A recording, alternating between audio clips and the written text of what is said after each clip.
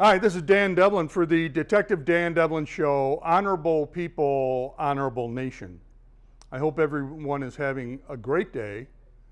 You probably heard me say before that you can't have an honorable nation if you don't have honorable people. And I've got the program that we're going to do today is a little different. And I guess I say that quite often because we do things that are different. But the things that we do are based on a foundation of truth. And oftentimes, the truth is the very hardest, most difficult thing to deal with. And I understand that these videos are not necessarily the things that people most want to deal with. When you deal with facts and the truth, sometimes we have to face the reality that we're trying to evade the truth. Today's program is on sex, love, and young ladies. And I'm specifically gearing this toward the truth that young ladies should know when they're dealing with males. There are lots of things that we can do in our life, whether you're male or female, that can change the direction of our life. That for good or bad, it's going to affect the rest of our life and the lives of many other people as well. And it's up to us to make good decisions if we want to have the best life possible. And I probably said it in other videos, but I truly believe that we're the product of our decisions. Yes, there are lots of things that can affect our lives, but the biggest factor that will determine the kind of life that we have is whether we see things clearly and whether we make good decisions based upon what we see. So, one of the biggest areas that change our life is the relationship we have with what we call the opposite sex. Whether you're a male and you're dealing with females or vice versa, you're impacted by the things that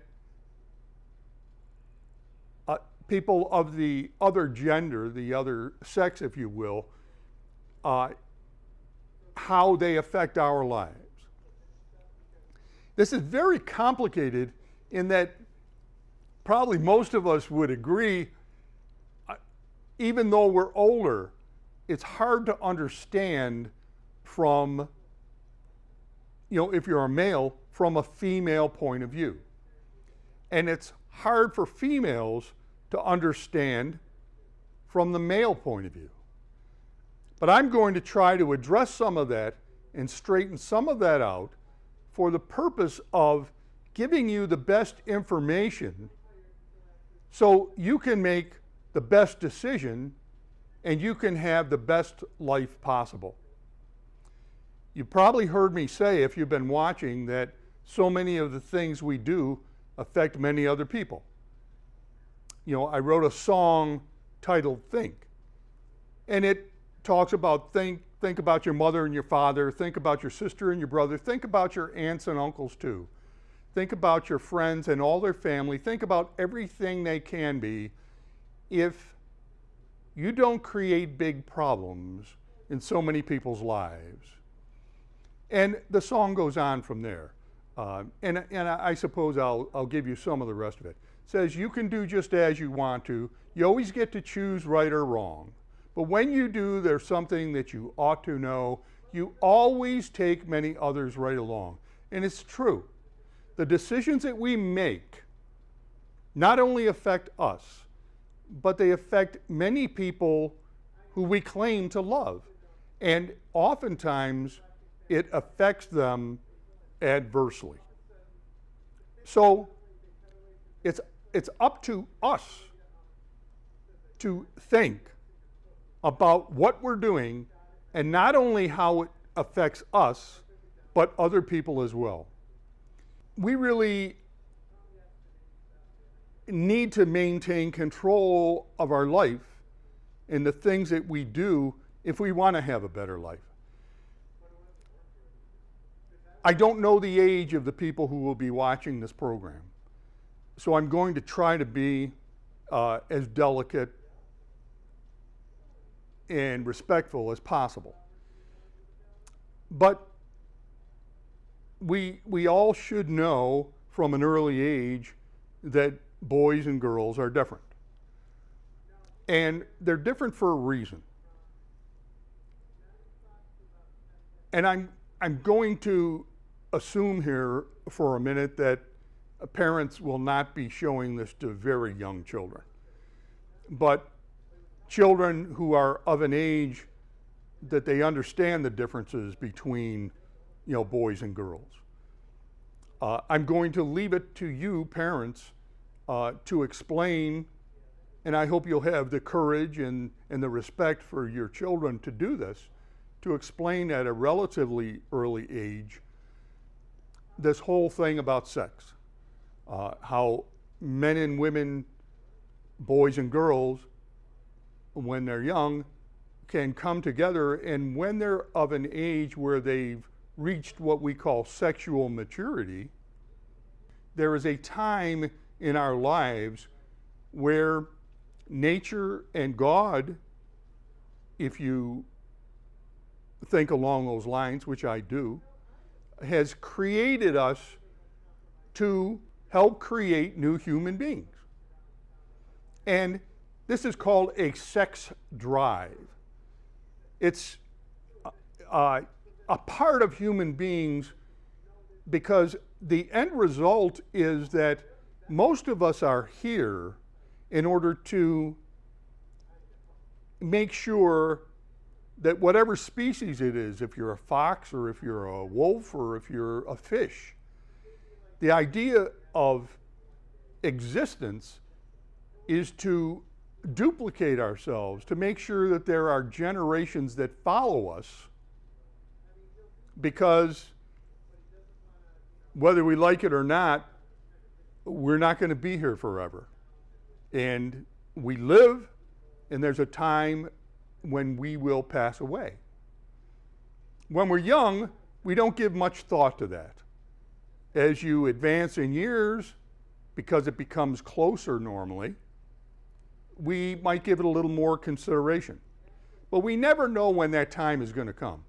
But nature and God have created us in a situation where there is this drive to make sure that people follow us, that we have children and that there's grandchildren, so people will continue to populate the earth.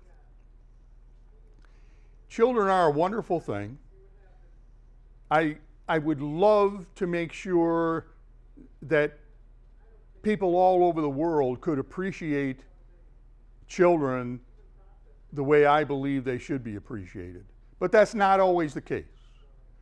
Oftentimes, the reality is that children come into being because people are what I call irresponsible.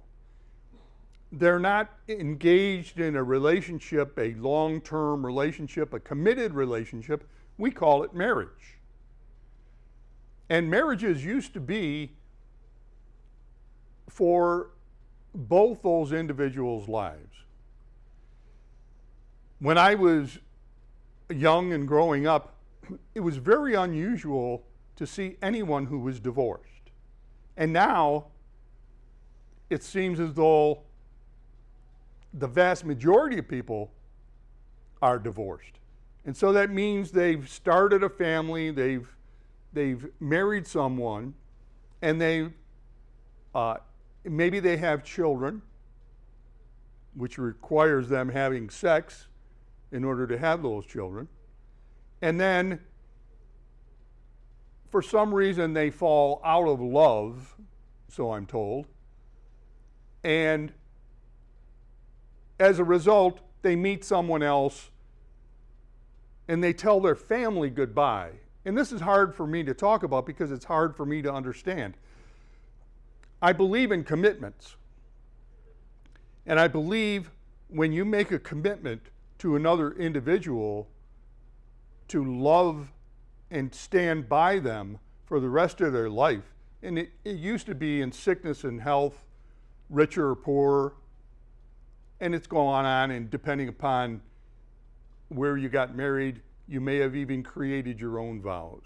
But the concept of marriage, especially within Christianity, is a commitment so that when things go wrong, that person is going to stand by you.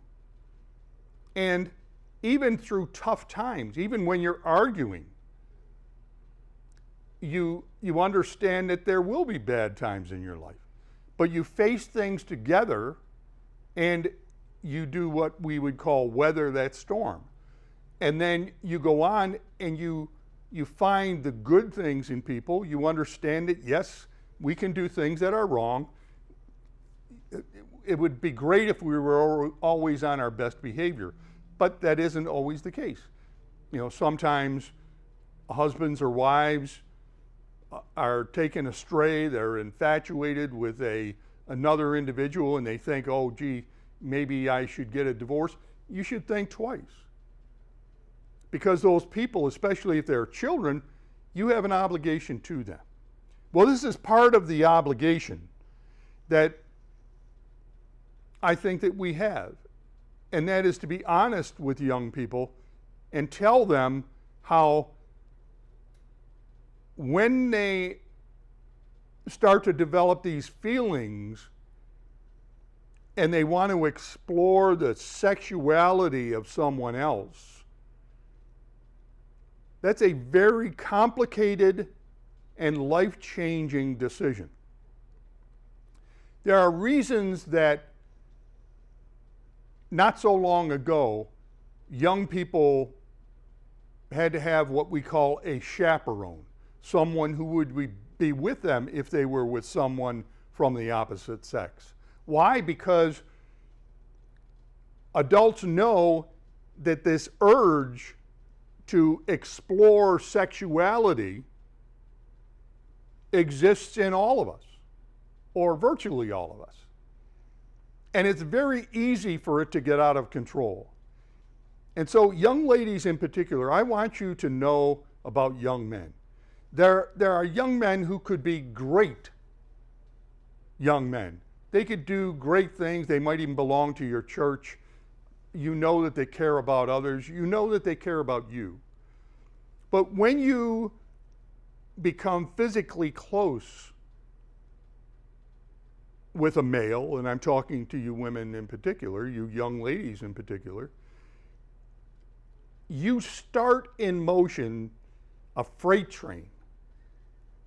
And like a train would start, it starts slowly and it chugs a little bit and then it picks up steam, and as it moves along a little faster, it goes faster and faster.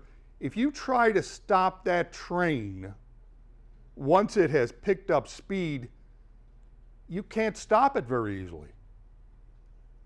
And I'll use that as kind of what happens to males when they're attracted, of course, to young ladies. There's this desire to explore the opposite sex's human body. You know, physically, this is almost a mystery to us. But hormones, which are basically, as I understand it, and it'll show you how ignorant I am, I'm sure a medical person could explain it better. But chemicals in our body are geared towards pushing males, and it's probably similar in females, to engage in this activity to make sure that we have more children. I'm not sure that women understand what happens with a male, because it's not unusual. Even young, very young girls, their moms are allowing them to wear skimpy clothes, to expose, the chest area or breast area, whatever you want to call it, to lure, and really this is what it's for, is to lure the opposite sex, men to young men, to look at you and to see you as a sexual object. And when this occurs, and now touching is involved, and it's very difficult, and I want you to understand that you may think that you're going to stop before you go so far that you would actually engage in the activity that would create a child. But most of the people that you know, if you talk to them and if they were honest with you, they would explain how not being able to control these things, and once you get involved in it, to halt it is almost impossible sometimes. And so the answer to that, and I've spoken about drug issues as well, and it's similar in the sense that if you never take a drug that you shouldn't take, that's not prescribed legitimately by a doctor, if you take what we call illegal drugs,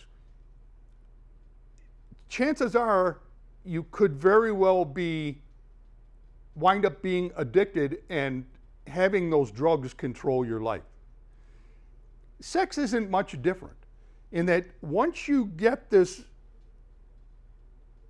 human relationship going, you may not be able to stop it.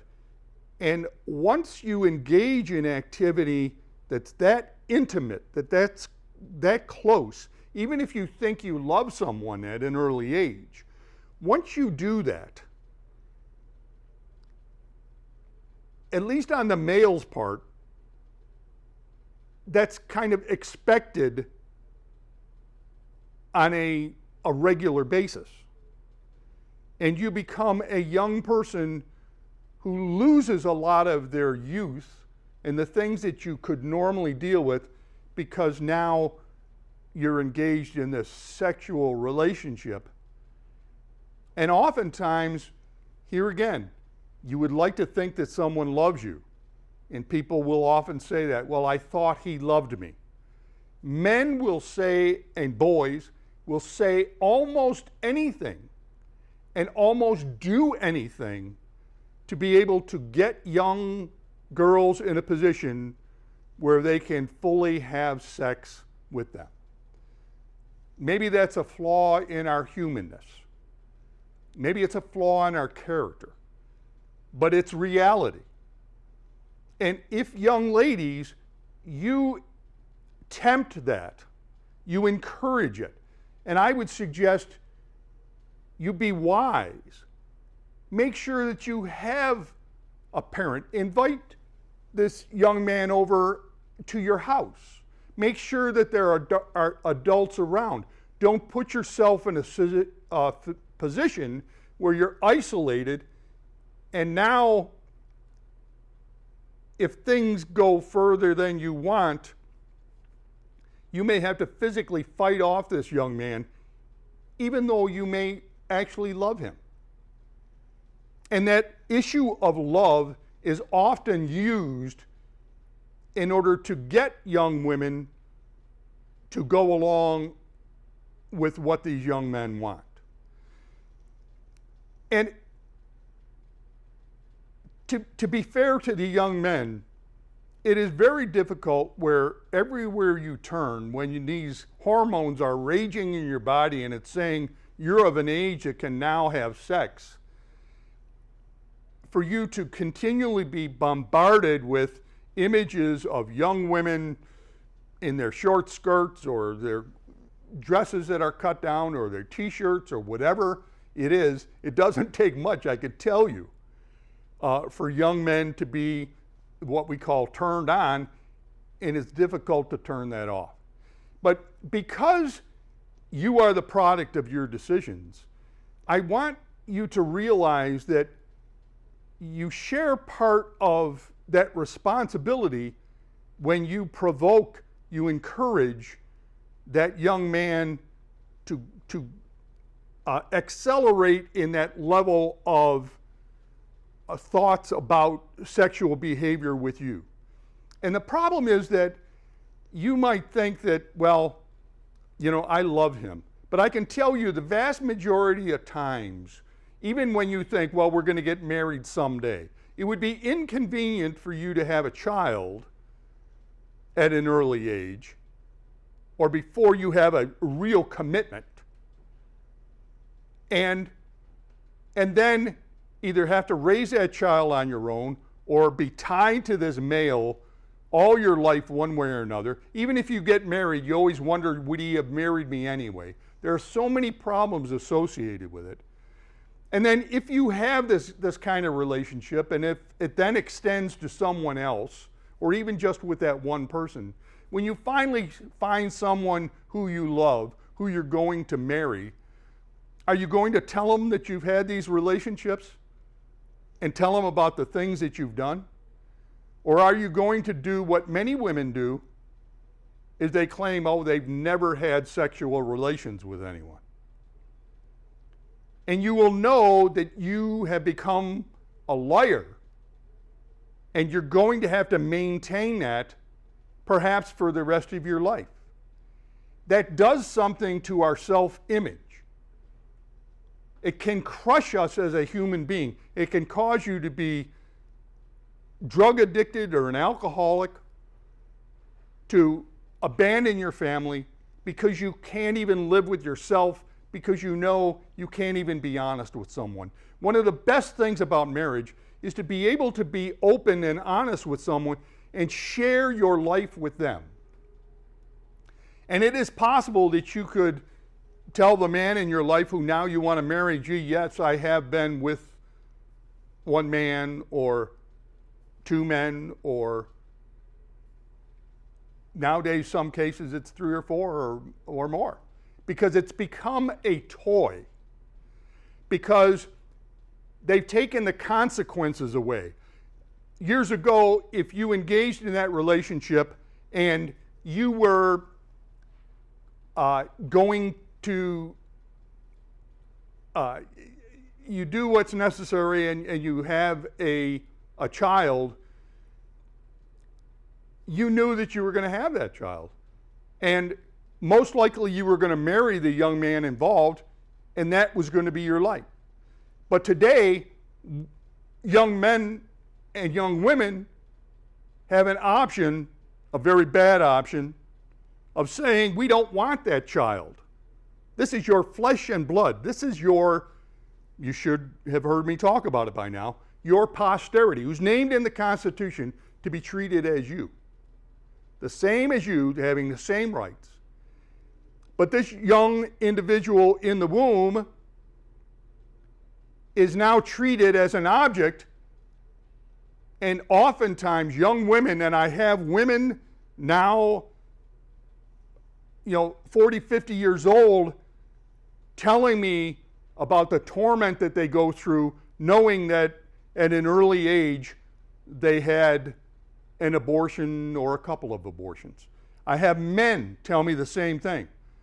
They have to live with themselves, and in discussing the responsibility, they finally admit,